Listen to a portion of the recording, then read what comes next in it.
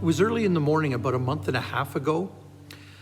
The persistent tapping of freezing rain on our bedroom window at home and the howling wind outside reminded me that most of the activities of this day were going to take a whole lot longer than normal to get done.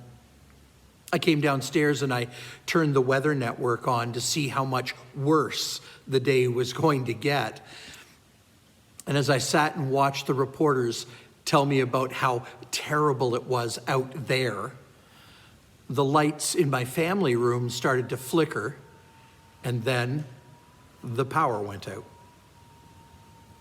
I realized that the storm out there meant no weather network for me, no TV morning news, no coffee makers, toasters, oh yeah, and no morning fix on email, Instagram, or Facebook. And beginning the day without power wasn't merely an inconvenience, it felt like a disaster. The darkness in here seemed to be more intense because of the force of the wind and the storm out there. And I was helpless and frustrated. I had so much to get done that day, but there was nothing that I was going to be able to do. But the relative silence of the early morning caused me to quietly stop and think, how often do I rush into my day out there without spiritual power in here? Sure, I stop and I wash, I put my clothes on in an attempt to prepare myself for the day ahead, but the ugly truth is that I often spend more time watching the news and the weather reports, maybe even the latest Facebook or Instagram lines, without getting strength from and spending time with God, reading and memorizing His Word. And in this world of COVID-19, listening to the news can easily replace spending time with God who loves me, listening to His Word and His Spirit.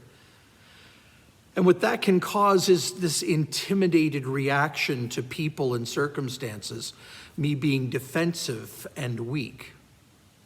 But the Apostle Paul addressed this with one of his young apprentices. He talked about what was out there and not letting it get in here. He said this, "This is why I remind you, Timothy, to fan into flames the gift that God gave you. For God has not put inside of you a spirit of weakness, but power, love, and a sound mind and discipline." Then he goes on to say, "So never be ashamed to tell others out there about the Lord. With the strength that God gives you, be ready to suffer with me for the sake of the good news.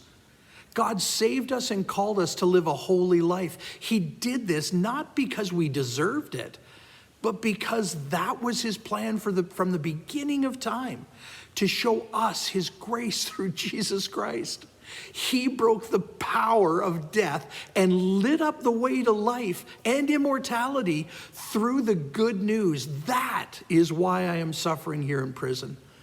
But I am not ashamed of it. For I know that the one whom I trusted, and I'm sure that He is able to guard what I've entrusted to Him until the day of His return." Listen, I've got good news for you.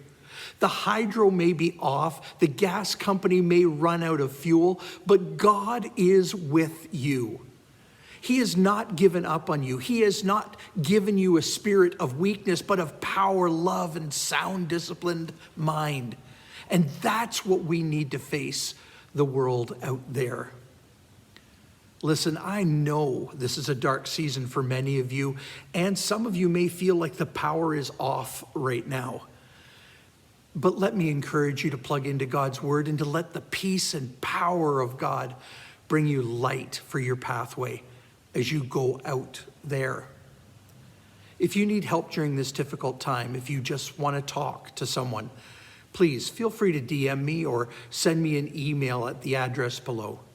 And please remember, we really are better together.